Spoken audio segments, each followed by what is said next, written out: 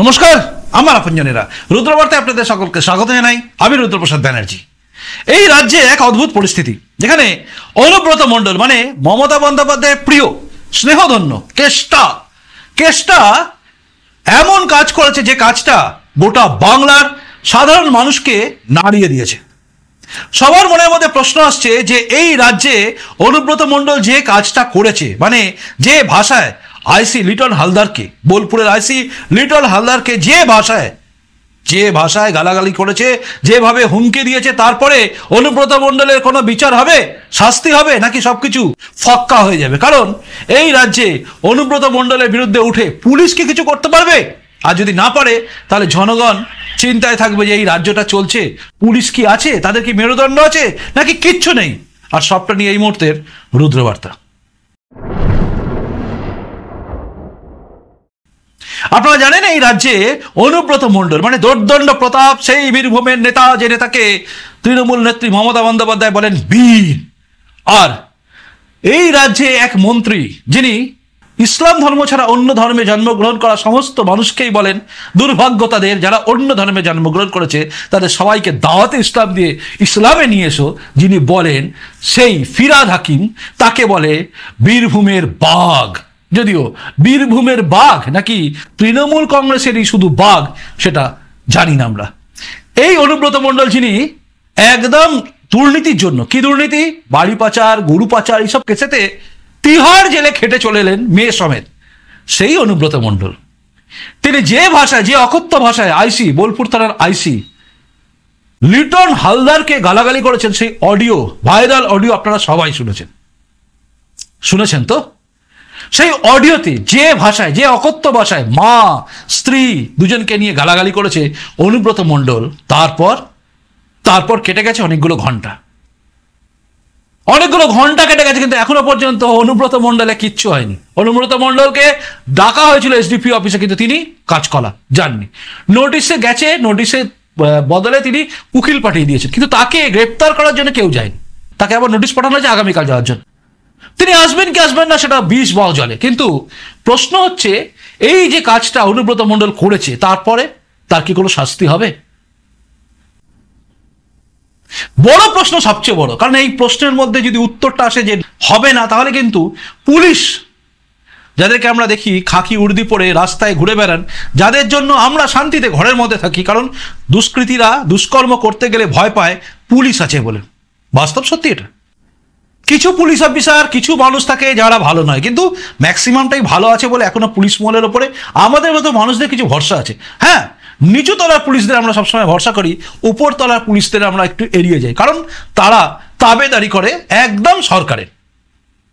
তো সেই পুলিশ, তাদের মেরুদণ্ড সোজা আছে কি নেই এটাও জানা যাবে, এবং তাদের মনোবল আজ কোথায় গিয়ে ঠেকবে সেটা খুব ধাপে ধাপে আমি আপনাদের বলছি। মন দিয়ে শুনবেন। আপনি যদি পুলিশ হন, বুকে হাত দিয়ে বলবেন শেষকালে যে আপনি আমার কথা সহমত পোষণ করছেন কি করছেন না। বুকে হাত রেখে বলবেন।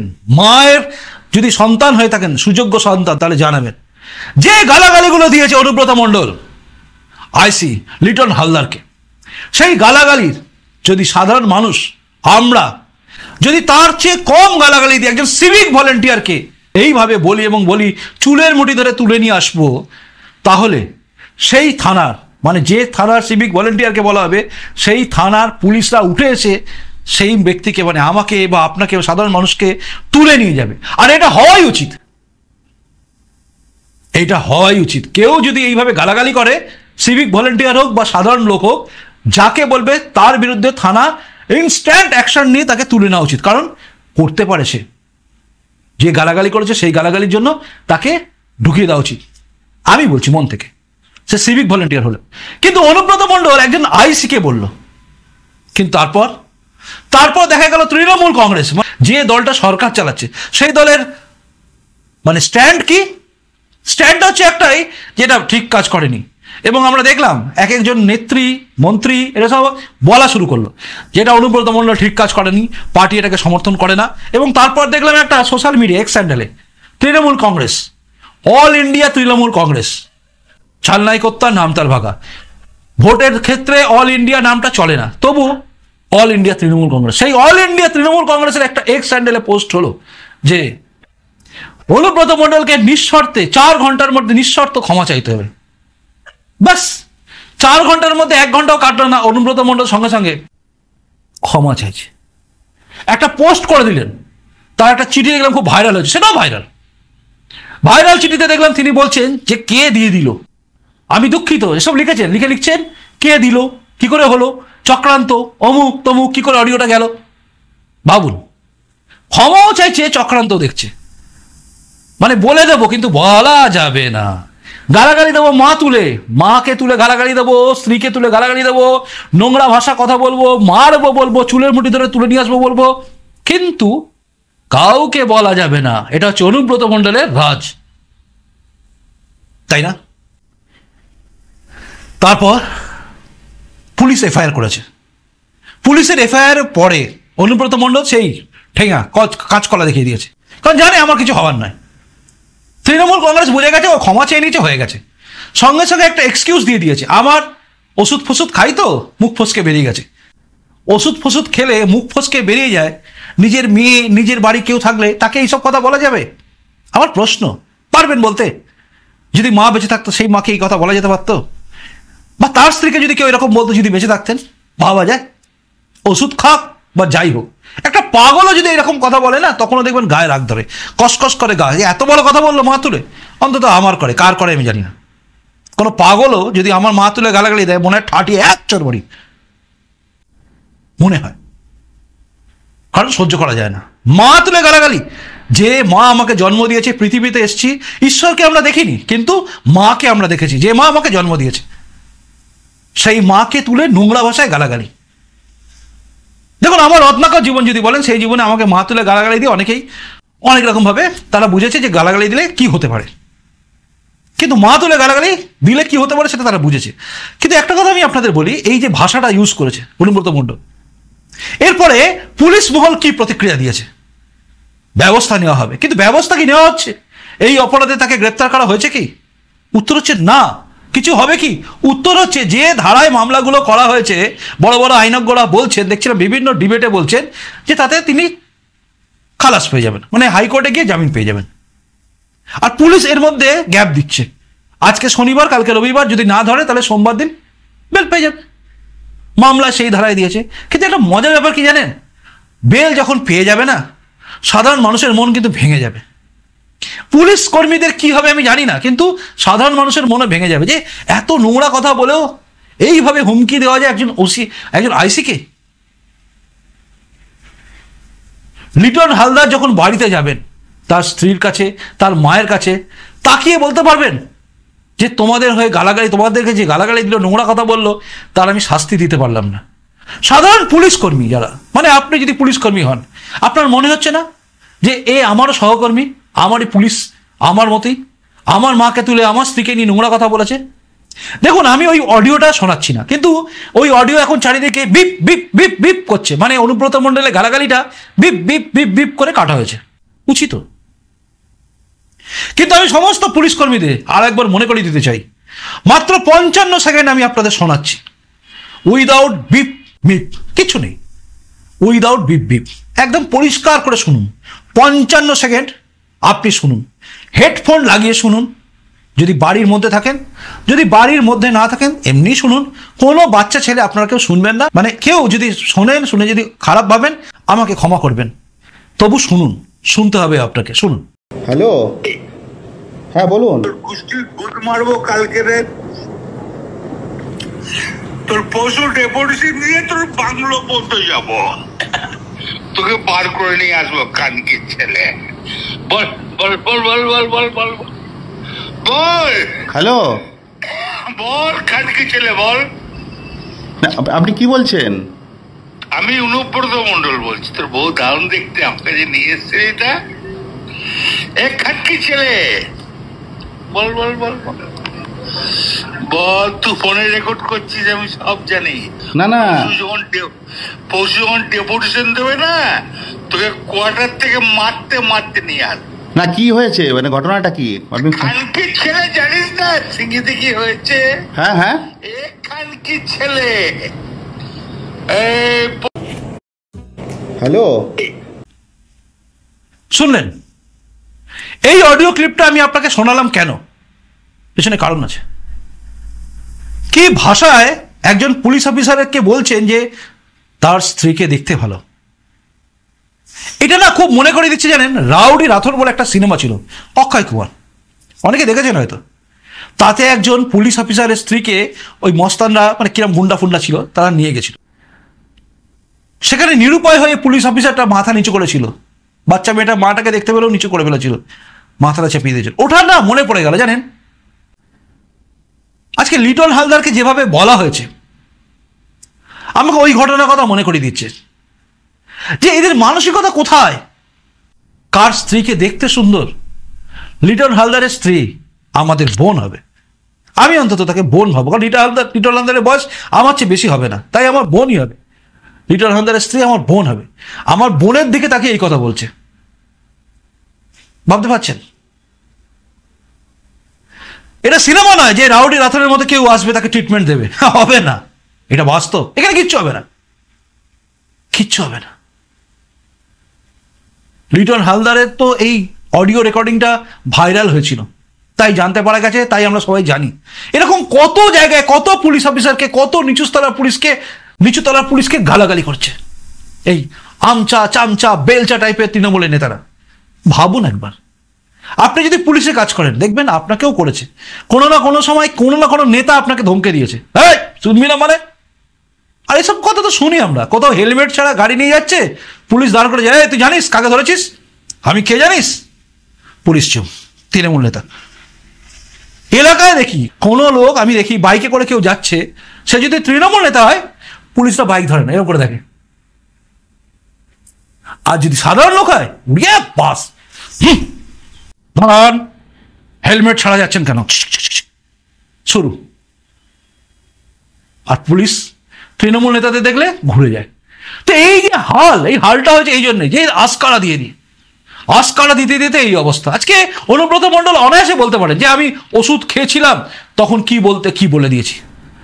এই কথাগুলোই আমরা যদি ওষুধ না খেয়ে অনুব্রত মণ্ডলকেই বলি, ধরুন অনুব্রত মণ্ডলকে ফোন করলাম, করে বললাম রাত্রিবেলা ওষুধ না খেয়ে বলছি, গালাগালিগুলো শুনুন, কিরম লাগবে? কিন্তু আমরা পারবো না। একটা কথা বলি, আপনি যদি পুলিশে কাজ করেন, পুলিশ মহলে থাকেন, তাহলে আপনাদের বলি, আমরা যারা ইউটিউবার, ধরুন আমি, শুদ্ধশীল, সন্ময় ব্যানার্জি, শফিকুল ইসলাম, মানব গুহ, রোজিনা রহমান, অদ্বিতীয়া, আমরা যারা আছি, বিভিন্ন লোক বিভিন্ন আদর্শ বিভিন্নভাবে চলি আমরা, কিন্তু আমরা সরকার বিরোধী কথা বলি। আমাদের কারোর ওপর যদি কেউ কিছু করে, মানে পুলিশ যদি কিছু ব্যবস্থা নেয় বা কোথাও যদি কোনো আক্রমণ নেমে আসে, দেখবেন সবাই সাধ্যমতো সবাই আমরা একসঙ্গে চেঁচাই। আজকে পুলিশ মহলকে চেঁচাচ্ছে, সবাই ভাবছেন বীরভূমের ওই বোলপুরের আইসিকে বলেছে লিটন হালদার, আমার কি না, এটা আপনাদের সবাইকে বলেছে। যে গালাগালিটা অনুব্রত মণ্ডল দিয়েছে, এই গালাগালিটা সবার জন্য প্রযোজ্য হয়ে গেছে। মনে রাখবেন, যদি ভাবেন তাহলে সবার জন্য, যদি না ভাবেন তাহলে ওটা শুধুমাত্র লিটন হালদারের মা ছিল, লিটন হালদারের স্ত্রী ছিল। যদি ভাবেন, তলিয়ে ভাবতে হবে আপনাকে। সাহসটা আসে কোথা থেকে? সাহস আসে একটাই কারণে, কারণ সরকারে আছে তাই। তাহলে আপনারা কি চুপ পড়ে থাকবেন? আপনারা কি মুখ বুজে সহ্য করবেন? না, আমি বলছি না যে আপনারা রাস্তায় নেমে প্রতিবাদ করুন, পুলিশ মন্ত্রীর বিরুদ্ধে চলছে না, চলবো না, মানছি না, মানবো না, বা অনুব্রত মণ্ডলের বিরুদ্ধে ঝাঁপিয়ে যান, আমি কিচ্ছু বলছি না।